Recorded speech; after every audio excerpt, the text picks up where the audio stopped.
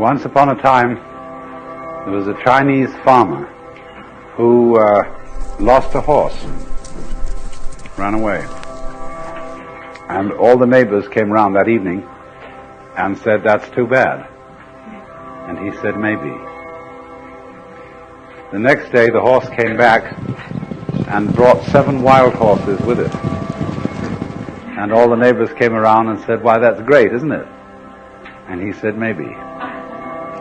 The next day his son was attempting to tame one of these horses and was riding it and was thrown and broke his leg. And all the neighbors came round in the evening and said, "Well, that's too bad, isn't it?" And the farmer said, "Maybe." And the next day the conscription officers came around looking for people for the army, and they rejected his son because he had a broken leg. And all the neighbors came round that evening and said, "Isn't that wonderful?" And he said, "Maybe."